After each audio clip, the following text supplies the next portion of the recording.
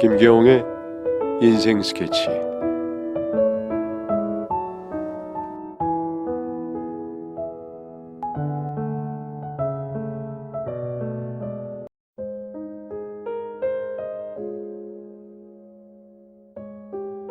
에리야, 일단 할머니는 보내드리자.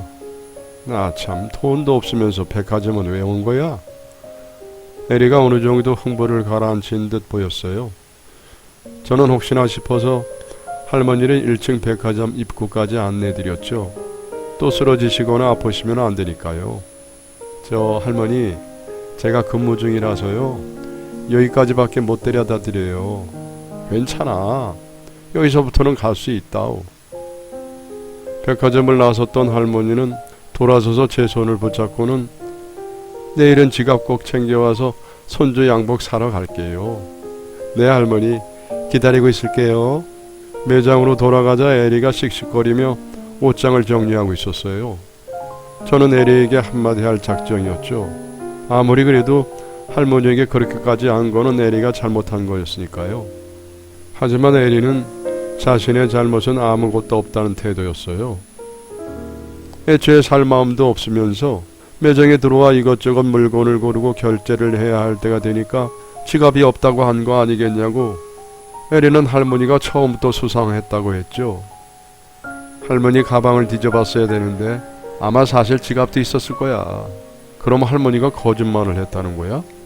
적당히 고르다가 다음에 올게요 하고 나가려고 했는데 네가 옆에서 붙어서 무슨 귀부인 대하듯 해주니까 신났겠지. 그러고는 진짜 결제해야 할 때가 되니까 아차 싶어서 지갑이 없는 척 한 거 아니겠어. 참나, 여기가 무슨 놀이터인 줄 아나. 에리는 아직도 화가 가시지 않는 것 같았어요. 하지만 저는 할머니가 그럴 뻔처럼 느껴지지 않았어요. 백화점을 나가시며 손주의 양복을 사러 내일 다시 오겠다고 한 약속을 할머니가 꼭 지킬 거라는 예감이 들었죠. 하지만 에리에게는 말하지 않았어요. 보나마나 화를 내게 뻔했으니까요. 에휴, 네 책임도 있는 거 알지? 책임? 그게 무슨 말이야? 처음부터 맞장구 쳐주지 않았으면 좋았잖아. 네가 할머니 옆에서 시중 두는 동안 나 혼자 손님들 다 상대하고 이게 뭐니? 오늘 망하면 네가 혼자 해라. 알았지? 조금 억울하기는 했지만 저는 알겠다고 했어요. 제가 할머니의 옷을 골라주는 1시간 동안 에리 혼자 손님을 마주했던 건 사실이었으니까요. 다음날 에리는 출근하자마자 전날 클럽에서 만난 남자에 대해서 이야기를 하며 즐거워했죠.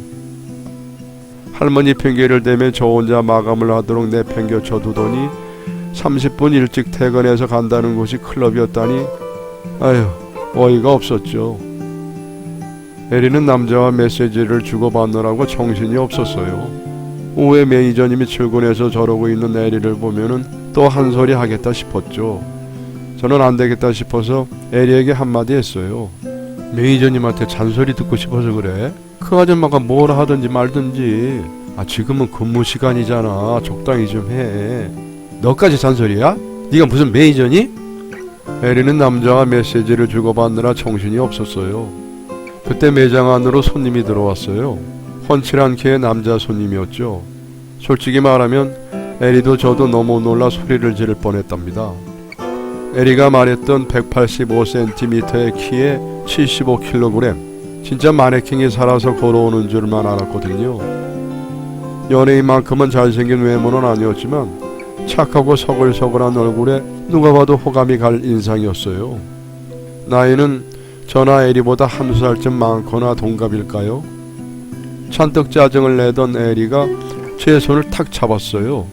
그러더니 속삭이듯 말했죠. 민주야, 저 손님은 내 거야. 건들지 마. 저는 속으로 아차 싶었지만 어쩔 수 없었어요. 저는 에리만큼 용기가 없었으니까요. 그때 에리가 얼마나 부러웠는지 몰라요. 에리는 남자 손님에게 다가가 말을 걸었어요. 하하, 안녕하세요. 찾는 게 있으신가요? 네, 그 위아래 양복 한 벌이랑 셔츠랑 넥타이도 하나씩 사고 싶은데요. 고르기가 너무 어렵겠는데요. 네? 왜요? 어떤 걸 입으셔도 잘 어울리실 것 같아서요. 한 벌만 고르기 어렵겠네요. 제게 다가와 눈짓으로 에리를 가리켰어요. 그렇게 말하며 에리가 웃었어요. 남자 손님이 쑥스러운 듯 뒷머리를 극적였죠. 에리는 능숙하게 남자에게 어울릴 만한 넥타이를 골라주기 시작하더군요. 때마침 출근한 매니저님이 제게 다가와 눈짓으로 에리를 가리켰어요. 에리씨 기분 엄청 좋아 보이네. 그러게요. 보나마나 저 남자 손님이 마음에 들었겠지. 매니저님의 눈에도 그렇게 보였던 걸까요? 남자 손님은 에리가 권해준 넥타이 2개를 들고 거울 앞에 섰습니다. 저는 셔츠가 걸려있는 행거에서 조용히 옷을 정리하고 있었죠. 그때 저기 둘 중에 어떤 게 저한테 더 어울려요? 라며 남자 손님이 제 쪽을 바라보며 물었었죠. 에리가 조금 당황한 듯 제가 골라드릴게요 손님 이라고 말했지만 남자 손님은 굳이 저는 저분의 의견이 궁금해요 라고 말하며 저와 매니저님을 당황시켰죠. 그러자 매니저님이 제 등을 뒤에서 밀면서 장민주 씨가 센스가 또 남다르긴 하죠 라며 말씀을 하셨죠. 저는 에리의 눈치를 살폈어요. 그러더니 손님은 제가 골라준 넥타이를 매니저님께 건넸어요. 그때 손님이 말했죠. 제가 잠깐 화장실에 다녀와서 계산을 해도 될까요? 화장실의 위치를 물은 손님은 윗옷을 매장 소파 위에 올려두고 잠시 자리를 비우셨죠. 손님의 모습이 사라지자마자 에리가 제게 다가와 따졌어요. 장민주, 왜 네가 나서고 난리야? 손님이 물어보는데 어떻게 해? 정말 짜증나게. 그러더니 에리는 남자 손님이 벗어두고 간 외투의 라벨을 확인했죠.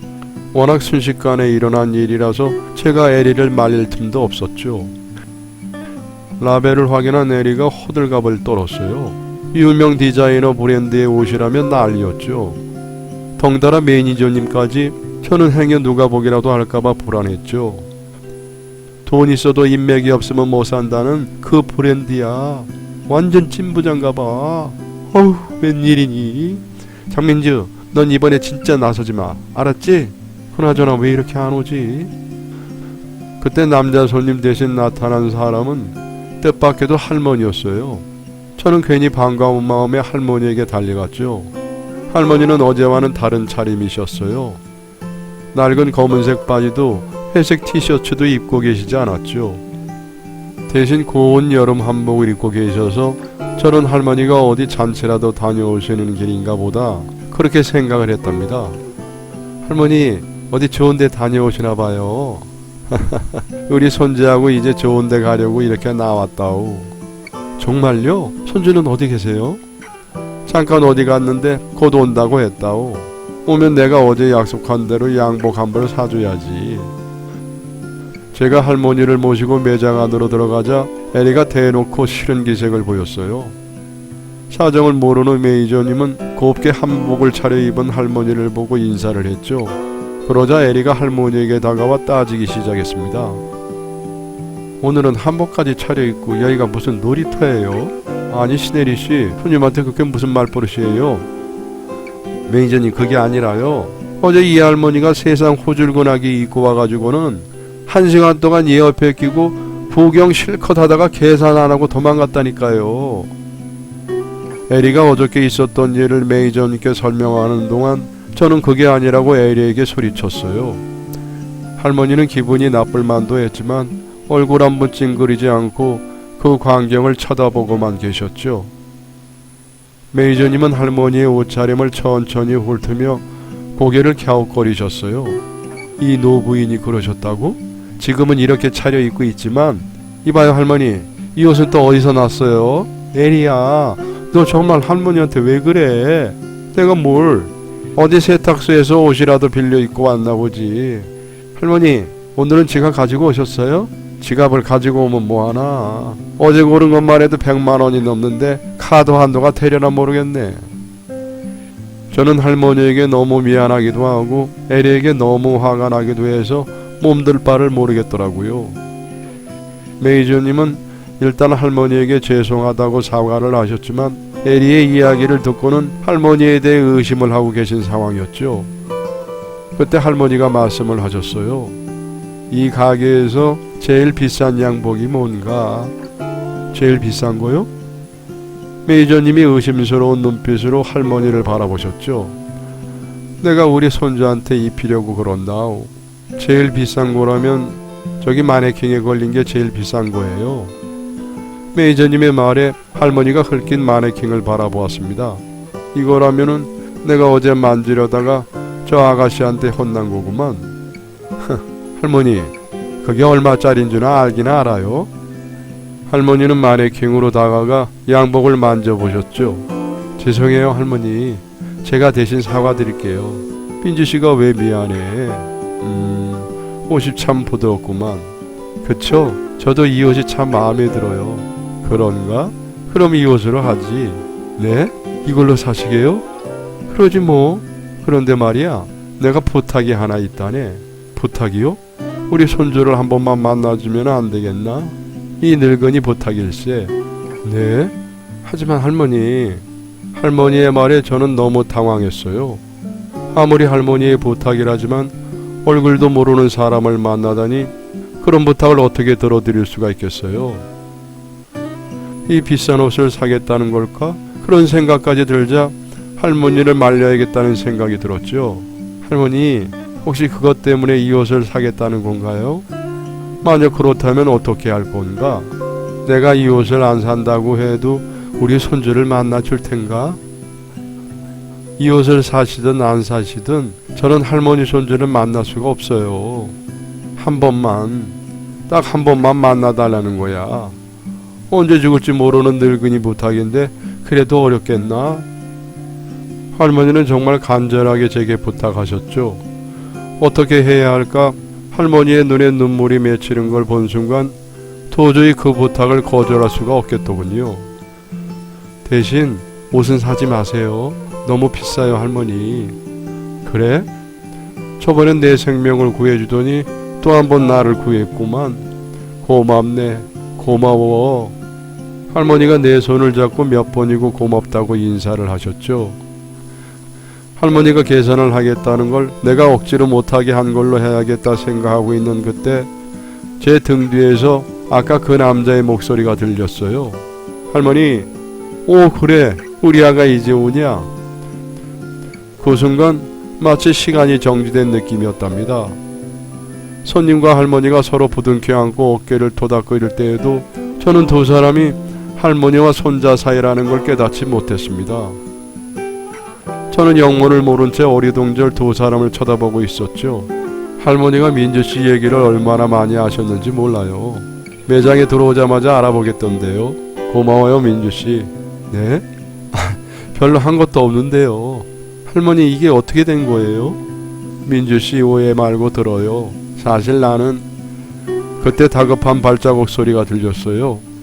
VIP실에서 근무하는 김 사장님이 매장으로 뛰어오고 계셨죠. 황 사모님, 아니 여기까지 직접 나오시다니 무슨 일로? 김 차장님이 이렇게 시끄럽게 울까봐 내가 연락을 안 하고 온 거예요.